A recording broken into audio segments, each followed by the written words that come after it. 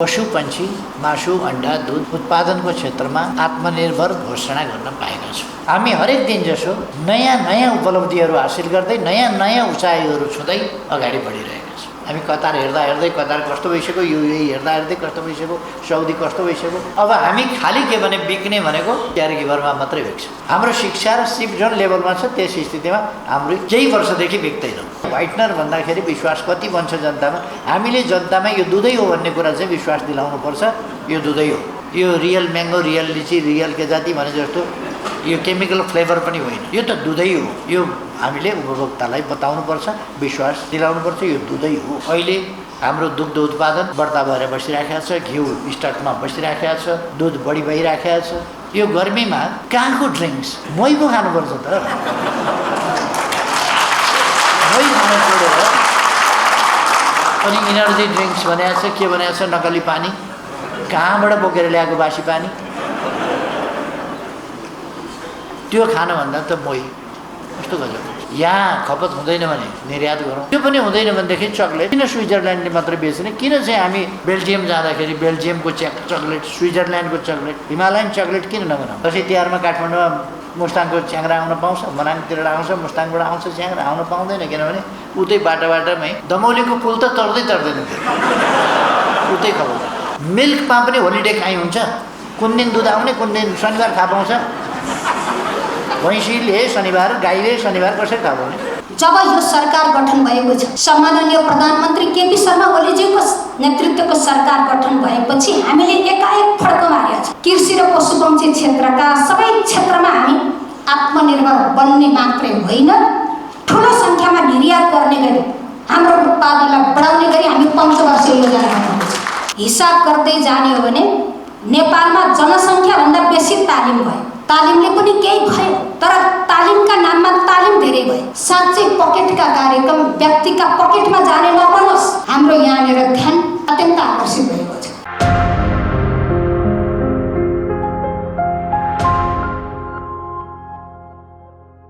सम्मानित हुनुहुने व्यवसायी, अगुवा व्यवसायी मित्रहरू, आज सम्मानित हुनुहुने दुग्ध उत्पादन ढुवानीका साधनमा प्रयोग आम रूपमा गरिने लोगोका निर्माता कलाकारज्यू लगायत सञ्चारकर्मी मित्रहरू र सम्पूर्ण उपस्थित महानुभावहरू, आज धेरै खुसीको क्षण हो। हामी पशु पंक्षी मासु अंडा दूध उत्पादनको क्षेत्रमा आत्मनिर्भर घोषणा गर्न पाएका छौँ। यो आत्मनिर्भरताको घोषणा हामी हाम्रो देशलाई एक क्षेत्रमा एक कदम अगाडि बढाउन सफल भयो भन्ने हो। यस खुसियालीमा सबै नेपाली दिदीबहिनी दाजुभाइहरूलाई बधाई भन्न चाहन्छु। यो राष्ट्रिय खुसीको अवसर हो। यो उपलब्धि राष्ट्रिय उपलब्धि हो। यसमा योगदान कसैले बढी कसैले कम गरेको होला, कोही बढी त्यसमा केन्द्रित भएको होला, कोही नभएको होला, कोही त्यस व्यवसायमा होला, कोही नभएको होला, अरू व्यवसायमा होला, तर जो जहाँ भए पनि यो राष्ट्रिय सफलता हो। आज हामी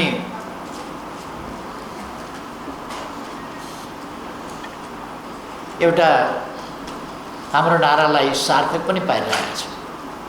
हरेक दिन एक कदम अगाडि।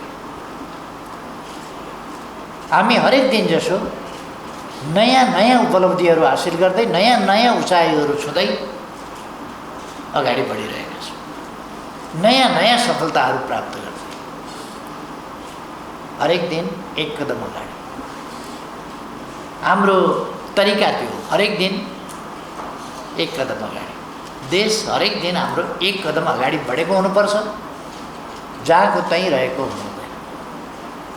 विकासको स्तरमा, शिक्षाको स्तरमा, स्वास्थ्यको स्तरमा, पूर्वाधार विकासको स्थितिमा, बाटाघाटा पुल यातायातको क्षेत्रमा, झोलुङ्गे पुलको क्षेत्रमा, हवाई जहाजको क्षेत्रमा, अरू विभिन्न क्षेत्रमा, आइटीको सेक्टरमा, डिजिटल नेपाल निर्माणको क्षेत्रमा अथवा अरू क्षेत्र, ऊर्जा उत्पादनको क्षेत्रमा, पर्यटनको क्षेत्रमा, अरू क्षेत्रहरूमा, सेवाका क्षेत्रहरूमा, यी सबै क्षेत्रहरूमा हामी लगातार अगाडि बढेको र देखिने गरी अगाडि बढेको हुनुपर्छ। किनभने हामी एउटा स्ट्याग्नेसनको अवस्थामा पुगेको स्थिति होइन।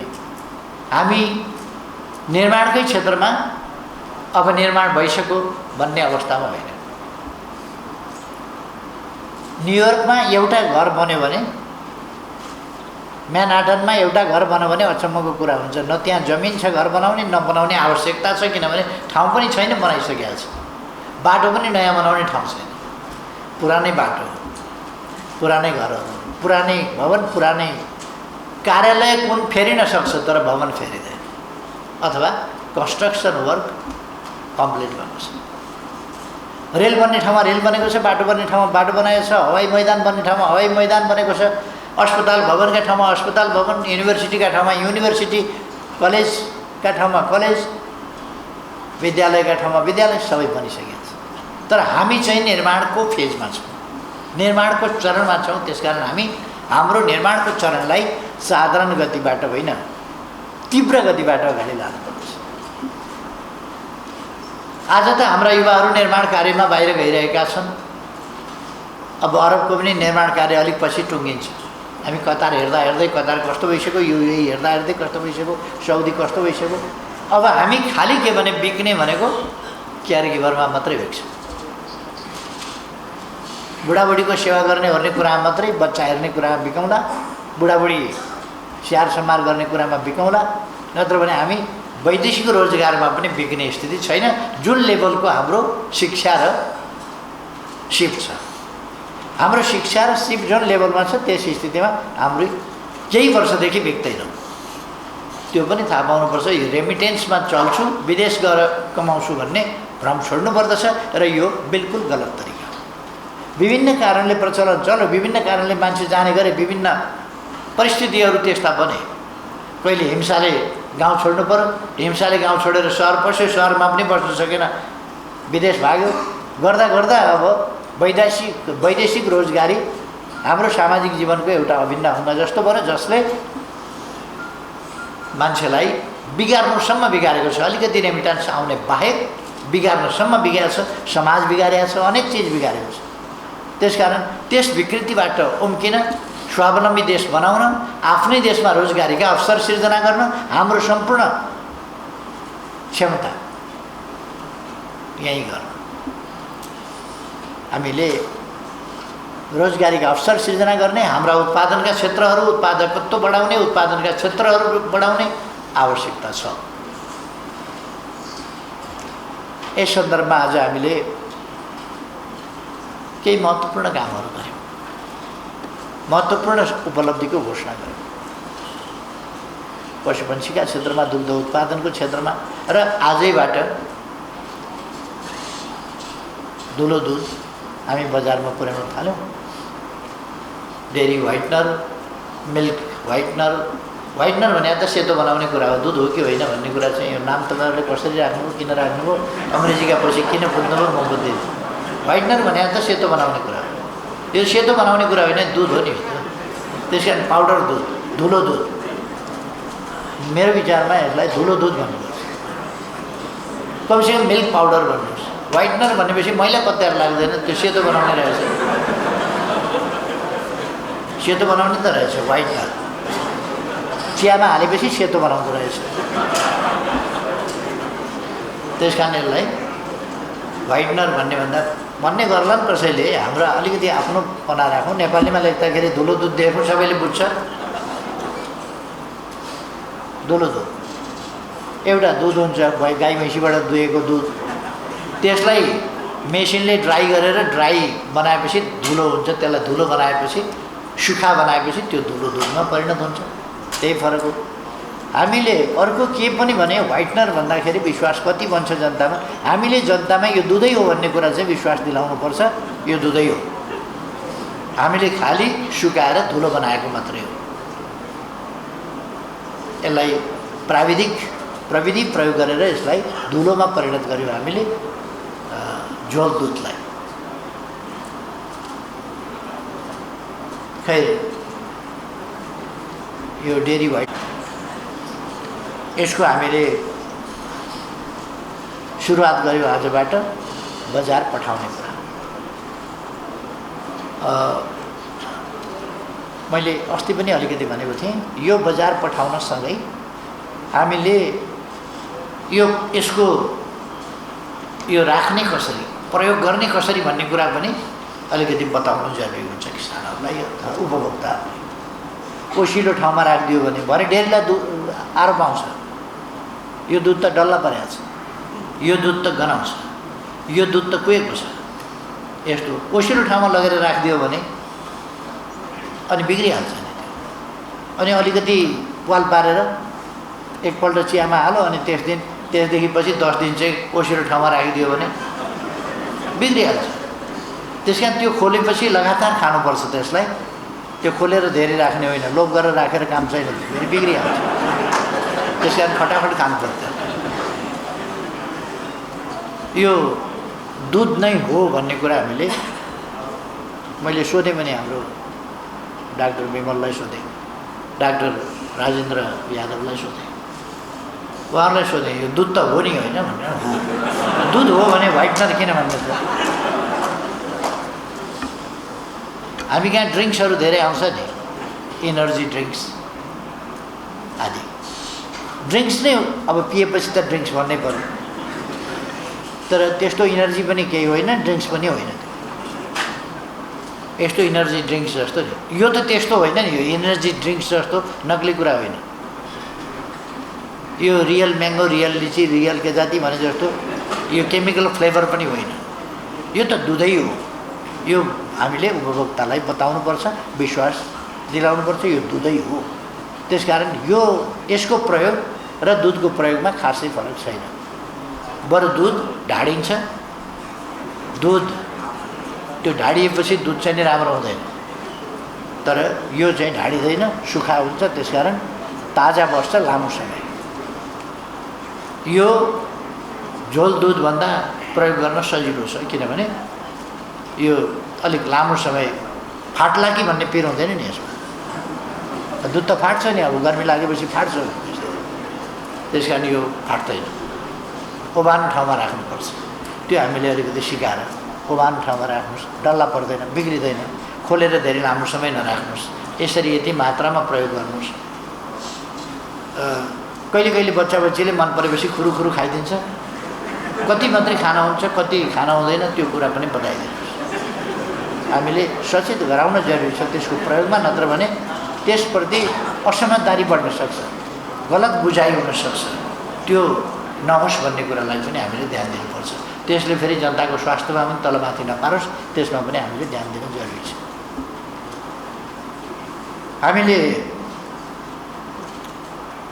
डेयरी प्रोडक्ट्सलाई जस्तो अब अलिकति खपत होला कि मलाई राम्रो थाहा छैन। अहिले हाम्रो दुग्ध उत्पादन बढ्ता भएर बसिराखेको छ, घिउ स्टकमा बसिराखेको छ, दुध बढी भइराखेको छ। यस चिजलाई हामीले दुधको अहिलेसम्म हामीले मान्छेहरूलाई दहीमा मात्रै बानी पारेका छौँ, बढी अलिक मोहीमा पनि बानी पार्नुपर्छ। यो गर्मीमा कहाँको ड्रिङ्क्स मोही पो खानुपर्छ त। मोही खान छोडेर अनि इनर्जी ड्रिङ्क्स बनाएको छ, के बनाएको छ, नकली पानी, कहाँबाट बोकेर ल्याएको बासी पानी, त्यो खानुभन्दा त मोही कस्तो गजब हुन्छ। त्यो बताउनुपर्छ। यति दिनपछि आजको भोलि, आज र भोलि खाना हुन्छ, पर्सिबाट अमिलो हुनसक्छ। त्यसकारण त्यसलाई चाहिँ ल्याएपछि फ्रिजमा राखिदिने निकालेर खाने, फ्रिजमा राख्यो भनेदेखि 2-4 दिनलाई केही फरक पर्दैन, राम्रै हुन्छ। त्यो कुरा हामीले चाहिँ बताउनुपर्छ, बानी पार्नुपर्छ। खाने मोही हो नि, मोहीमा जुन तागत हुन्छ, जुन तत्त्वहरू मोहीमा हुन्छ, त्यो कहाँ हुन्छ अरू ड्रिङ्क्समा? त्यस कारण त्यो हामीले बानी पार्ने। दुध धेरै हुँदैन, खालि हामीले कसरी त्यसको खपत बढाउन सक्छौँ। मैले भनेको छु डेयरी प्रडक्ट्स धेर भयो भने एकातिर त पाउडर बनाउनुहोस्, यहाँ खपत हुँदैन भने निर्यात गरौँ। त्यो पनि हुँदैन भनेदेखि चक्लेट किन स्विजरल्यान्डले मात्रै बेच्ने, किन चाहिँ हामी उसमा बेल्जियम जाँदाखेरि बेल्जियमको चक्लेट, स्विजरल्यान्डको चक्लेट, हिमालयन चक्लेट किन नबनाउने,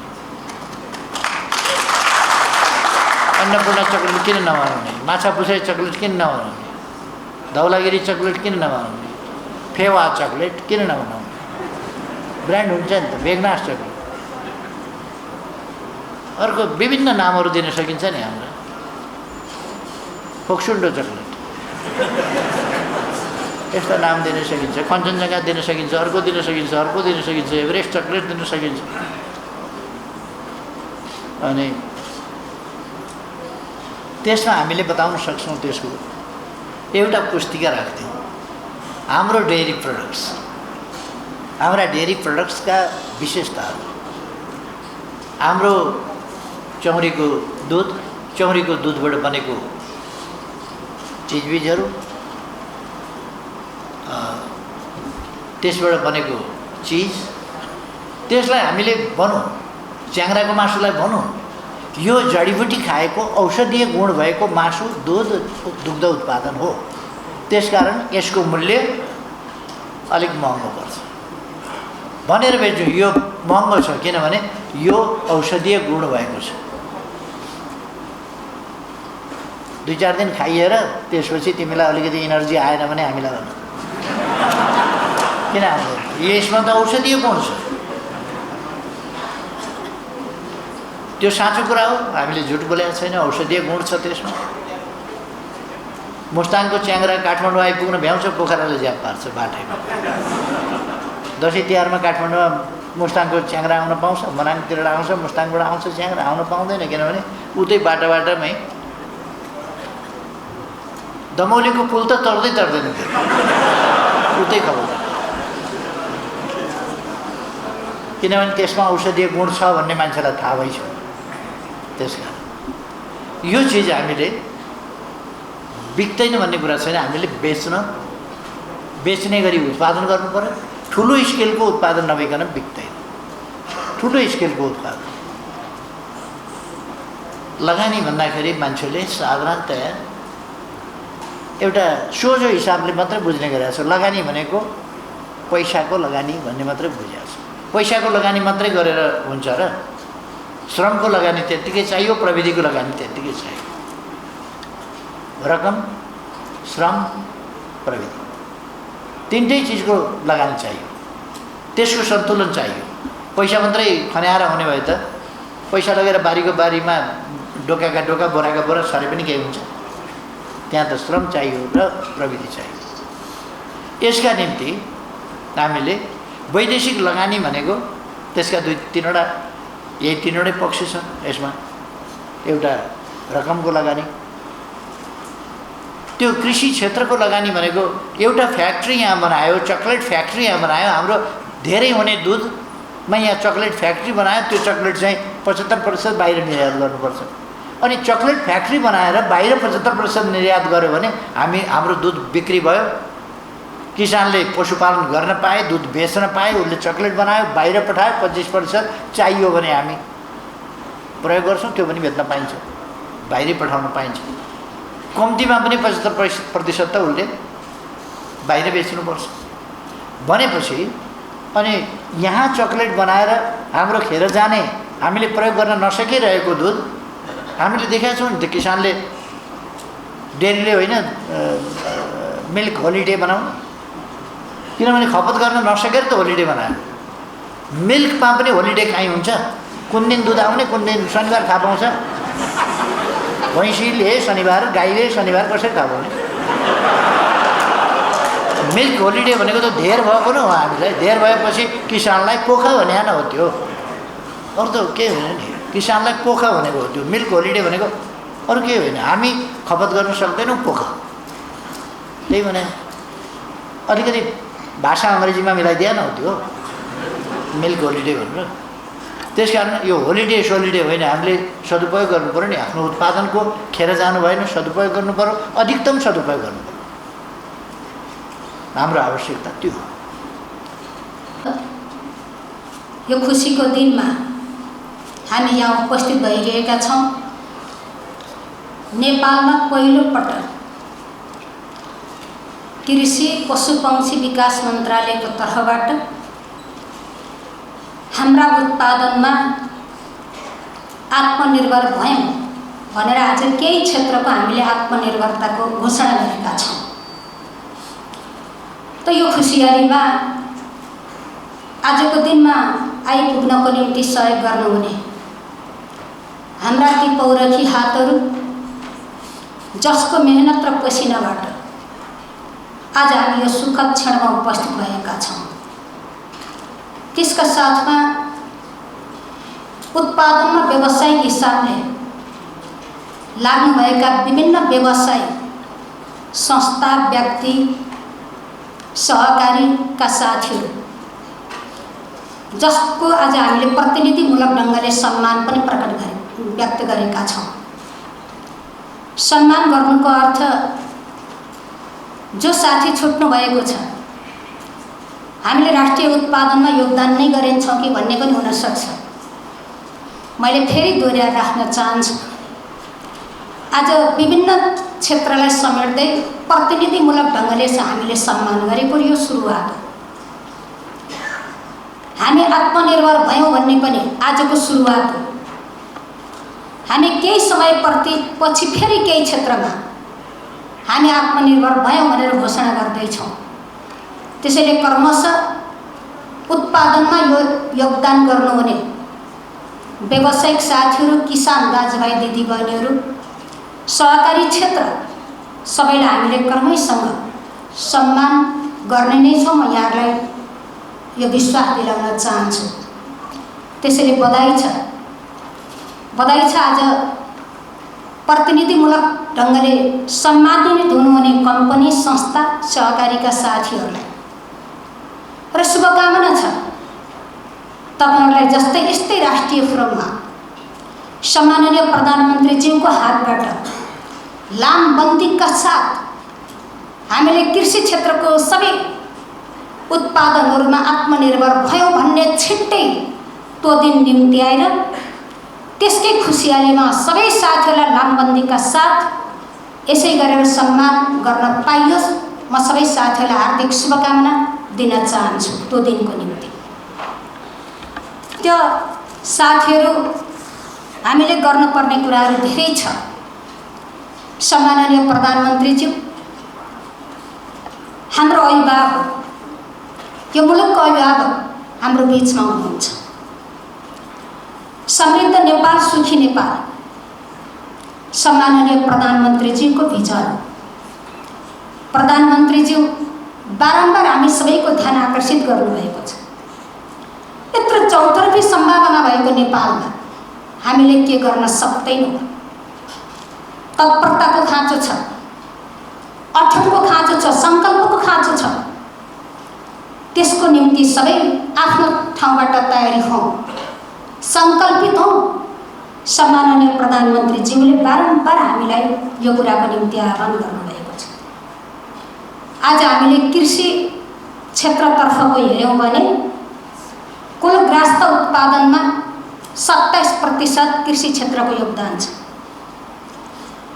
पशुपक्षी मत्स्य क्षेत्रको कुरा गऱ्यौँ भने हामी 13.5% कुल ग्रास्त उत्पादनमा हाम्रो योगदान छ। अनि हामीले भनेका छौँ 15औं योजना मार्फत हामीले एउटा लक्ष्य तय गरेका छौँ। अब हामी कहाँ पुग्छौँ भन्ने लक्ष्य तय गरेका छौँ। त्यो लक्ष्यलाई भेट्नको निम्ति, त्यो लक्ष्यमा पुग्नको निम्ति यो मन्त्रालयको तर्फबाट हामी पुरा सङ्कल्पित हुँदै हामीले विभिन्न खालका नयाँ खालका सोच, नयाँ खालका कार्यक्रमहरू अगाडि बढाउँदै हाम्रो उत्पादन कसरी बढाउन सकिन्छ हामी बडो चिन्ताका साथ अगाडि बढेका छौँ।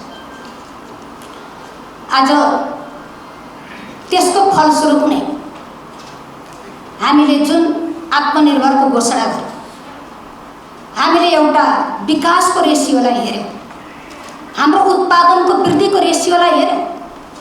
जब यो सरकार गठन भएको छ, सम्माननीय प्रधानमन्त्री केपी शर्मा ओलीजीको नेतृत्वको सरकार गठन भएपछि हामीले एकाएक फड्को मारेका छौँ। हिजो सुस्त अवस्थामा रहेका हाम्रा उत्पादनका क्षेत्रहरू आज उत्साहित भएर एकाएक उत्पादन वृद्धि गर्नेतिर गइरहेका छन्। परम्परावादी खालका हाम्रा कृषि प्रणालीहरू परिवर्तन हुँदै व्यावसायिकतातर्फ उन्मुख भएका छन्। आज सहर बजारहरूमा पशुपक्षीतर्फको कुरा गर्ने हो भने व्यावसायिक हिसाबले ठुल्ठुला फार्महरू खोलेर गाई पाल्ने, भैँसी पाल्ने, माछा मार्ने, बङ्गुर पाल्ने यावत ढङ्गले अगाडि बढेको हामीले देखिरहेका छौँ। र हामी भन्दैछौँ अब निकट दिनमै, निकट भविष्यमै हामीले दुध र माछाको क्षेत्रमा पनि आत्मनिर्भर घोषणा गर्ने हामी त्यो तयारीमा छौँ। त्यो दिन छिट्टै आउनेछ भन्ने हामीले विश्वास गरेका छौँ। त्यसैले हामीसित उत्पादनमा बढोत्तरी भएको छ, स्थिर सरकार छ, हाम्रो लगानी सुरक्षित छ भन्ने खालको अनुभूति दिँदा मात्रै एक खालको उत्साहजनक उत्पादन बढिरहेको अवस्था हामीले देखिरहेका छौँ। मलाई लाग्छ 5 वर्षको स्थिर सरकार भन्ने जुन खालको जनताबाट म्यासेज प्रभाव भयो र यो सरकार बन्यो, अनि यो सरकार पनि यो दिशातर्फ जुन ढङ्गले अगाडि बढ्यो र समृद्ध नेपाल, सुखी नेपालीको दीर्घकालीन लक्ष्य राखेर सम्माननीय प्रधानमन्त्रीजीले यो भिजन अगाडि बढाएर सबै क्षेत्रलाई अगाडि बढ्नको निम्ति जुन ढङ्गले प्रोत्साहित गर्नुभयो, जुन लगानीका क्षेत्रलाई सुनिश्चित गर्ने ग्यारेन्टी गर्नुभयो, त्यो कुराले आज उत्साहका साथ हाम्रा व्यवसायी साथीहरू अगाडि बढ्नु भएको छ। हामीले त्यो देखिरहेका छौँ। त्यसैले अब हाम्रो उत्पादनको खपत र बजार व्यवस्था गर्न सक्दा अब हामीले धेरै कराइरहन पर्छ भन्ने लाग्दैन। हाम्रा धेरै आधारहरू हामीले देखेका छौँ। कृषितर्फको कुरा गर्नु हो भने मुख्य बालीमा हाम्रो उत्पादन बढिरहेकै छ। हामीले आज कति छ र हामीले कति पूर्ति गर्नुपर्छ त्यो पनि हामी आकलन गरेका छौँ।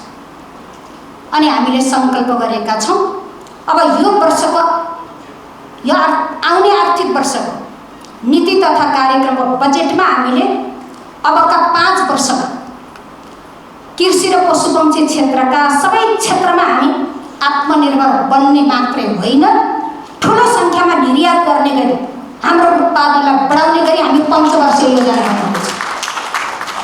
त्यो खालको पञ्चवर्षीय योजना बनाएर कार्ययोजना अगाडि बढाएर हामी 3 गरे यो वर्ष यतिमा छौँ, पहिलो वर्ष यति, दोस्रो वर्ष यति, तेस्रो वर्ष यति, चौथो वर्ष यति, 5औँ वर्षमा यति हामीलाई आवश्यक अरू निर्यात भन्ने ढङ्गले जाने गरी हामी योजना बनाइरहेका छौँ। हाम्रा जोन सुपर जोनका कार्यक्रमहरू छन्। ती क्षेत्रहरूमा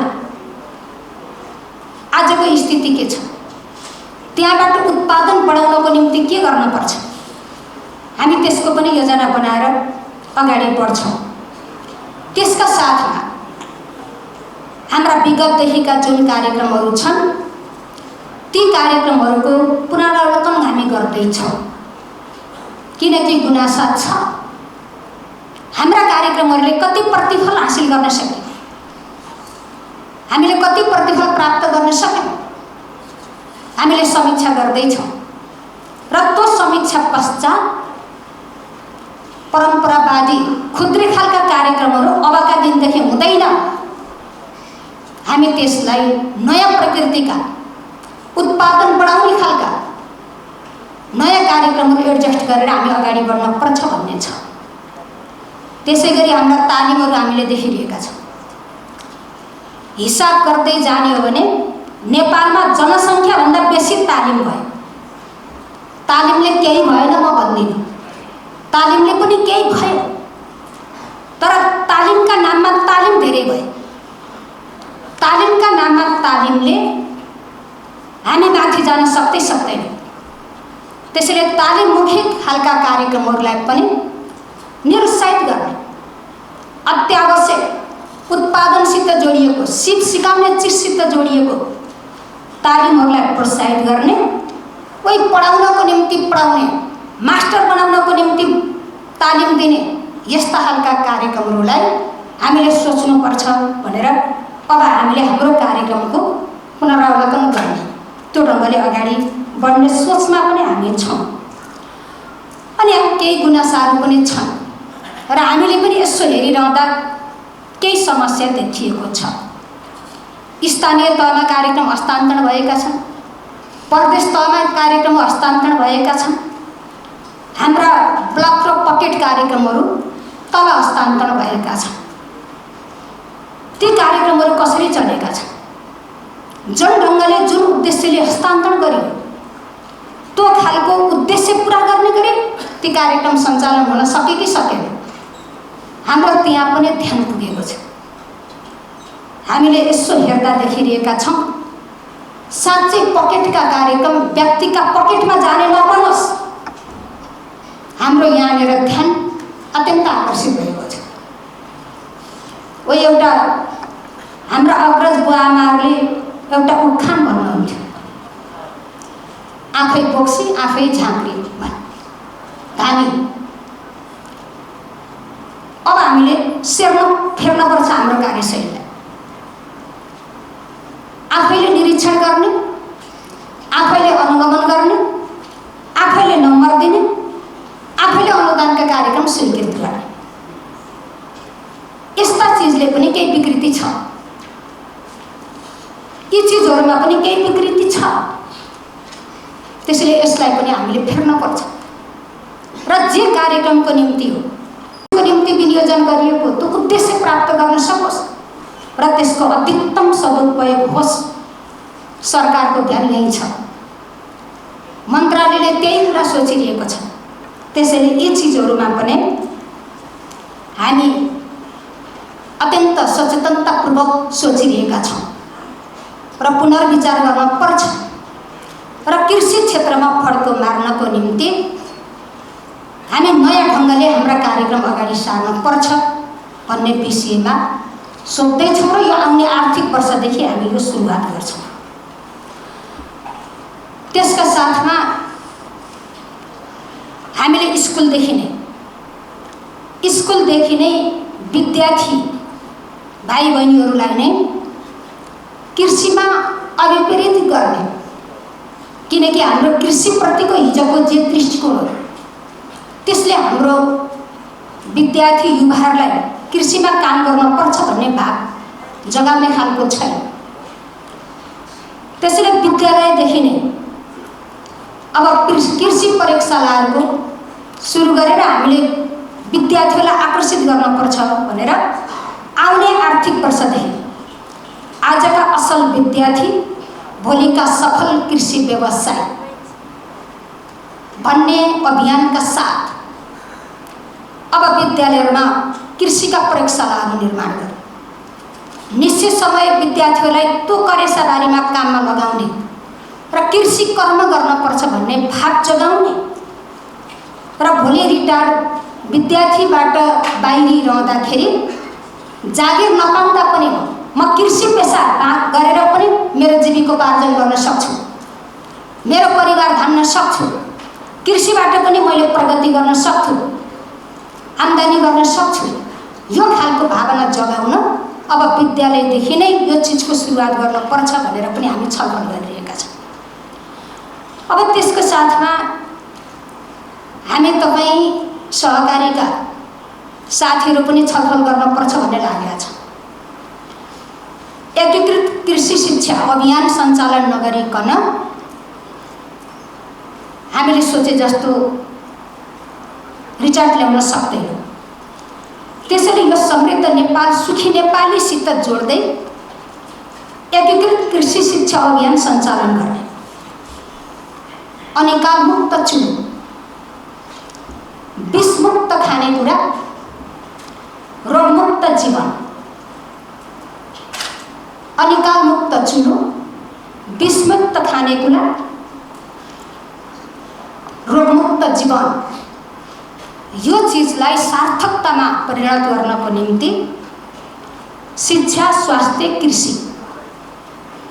कृषि तथा पशुपक्षी विकास मन्त्रालय, यो तीनवटा मन्त्रालयको समन्वयमा सम्माननीय प्रधानमन्त्रीज्यूलाई म हार्दिक आग्रह गर्न चाहन्छु। यो तीनवटा मन्त्रालयको समन्वयमा हामीले यी तीनवटा चिजलाई एउटा अभियानको रूपमा अगाडि लगेर त्यसका निम्ति हाम्रा आमा समूह हुन सक्छन्, हाम्रा गाउँका युवा क्लबहरू हुन सक्छन्, हाम्रा किसान सङ्घ सङ्गठनहरू हुन सक्छन्। यिनलाई अभियानको रूपमा हामीले परिचालन गरेर यो चिज नहुँदासम्म सम्माननीय प्रधानमन्त्रीज्यूको आरोग्य नेपाल सम्माननीय प्रधानमन्त्रीज्यूकै विजन, यो आरोग्य नेपाललाई सार्थक बनाउन पनि हामी सक्दैनौँ। त्यसैले यो दुईवटा नारालाई सार्थक बनाउनको निम्ति एकीकृत कृषि शिक्षा अभियान समन्वयात्मक ढङ्गले अगाडि बढाउन जरुरी छ। यसको छलफल र यसको कार्यक्रम तय गर्न जरुरी छ भन्ने मैले ठानिलिएको छु। त्यसो गऱ्यौँ भने भान्साको डाक्टर हाम्रा दिदीबहिनी, करेसाका फार्मर हाम्रा दिदीबहिनी, बेसी कृषिमा पनि महिलाहरू आश्रित छन्, भान्साको जिम्मा पनि महिलाहरूकै छ। त्यसैले भान्साका डाक्टर, कृषिका फार्मर, करेसाबारीका फार्मर, उनलाई ठिक ढङ्गले परिचालन गर्न सक्दाखेरि हामीले अगाडि मैले उल्लेख गरेका चिजहरू प्राप्त गर्न सक्छौँ भन्ने ठानेको छु। र अब केही जिज्ञासाहरू मैले आजका दिनमा राख्नुपर्छ भन्ने लाग्छ। कृषि क्षेत्रको वैदेशिक लगानीसित जोडिएर सरकारले जुन खुला गर्यो, यो विषयमा बुझाइमा अनेकता छ। त्यो बुझाइको अनेकता सँगै टिप्पणी पनि अनेक ढङ्गले भइरहेछ। म स्पष्ट गर्न चाहन्छु, यति धेरै किसान दाजुभाइहरू उपस्थित हुनुहुन्छ, सङ्घ संस्था उपस्थित हुनुहुन्छ, सहकारी उपस्थित हुनुहुन्छ। आज कृषि क्षेत्रमा वैदेशिक लगानी खुला गरिरहँदा हाम्रा व्यवसायी किसानहरूको असुरक्षा हुने गरी, जोखिममा पर्ने गरी सरकारले यो चिज अगाडि बढाएकै हो। कृषि क्षेत्रमा हाम्रो अथाह सम्भावना छ, लगानी कम भइरहेछ, यो सत्यता। पर्याप्त लगानी गर्न सकेनौँ, यो साँचो कुरा। त्यसो भनिरहेको बेला हामीले लगानी गर्न सक्ने क्षेत्रमा हामीले लगानी गर्छौँ, हामीले लगानी गर्न नसक्ने क्षेत्रहरू जति छन् ती क्षेत्रमा हामीले वैदेशिक लगानीका साथ धेरै उत्पादन गर्ने, हाम्रा व्यवसायी किसानहरूले उत्पादन गरेको कुरा हाम्रै बजारमा बिक्री हुन्छ। वैदेशिक लगानीबाट उत्पादन भएको 75% निर्यात हुन्छ। 25% हाम्रो उत्पादनले पुगेन भने, हाम्रो काबु बाहिरको परिस्थिति सिर्जना भयो भने, हामीले खानै नपाउने बातबाट बन्यो भने कतिपय बेला हाम्रो काबु बाहिरको परिस्थिति सिर्जना हुन्छ र हामी कहाँका मच्चिने बातबाट बन्छ। त्यस्तो अवस्थामा 25% आन्तरिक बजारमा बेच्न पाउने कुरा सहित सरकारले यो चिज अगाडि बढायो। यसले किसानहरूको अहित गर्दै, किसानहरू जो हामीले गर्नको निम्ति तयार हुने सक्ने क्षेत्र छन् हामीले गरौँ, हामीलाई नोक्सान नहुने हामीले गर्न नसक्ने र लगानीको खाँचो भएका जति पनि क्षेत्र छन्, पैसा भएकालाई आउनुहोस् लगानी गर्नुहोस् भनौँ। यसले मुलुकलाई नोक्सान गर्दैन, मुलुकवासीलाई नोक्सान गर्दैन, किसानहरू डराइरहनु पर्ने कुरा पनि छैन र हाम्रो व्यवसायहरू पनि सुक्दैन। यही इन्डियाको कुरा गर्ने भने पनि हामीभन्दा विकास गरेको देश, हामीभन्दा ठुलो देश भनिएको, त्यहाँ पनि कृषिमा वैदेशिक लगानी छ। जता वास्तविकता नबुझिकन हल्ला गर्ने, नकारात्मक हिसाबले सोच्ने जुन कुरा छ त्यो गलत कुरा छ। कृषिमा सम्भावना छ भनेपछि कृषिमा धेरै लगानी गर्न पर्दैन।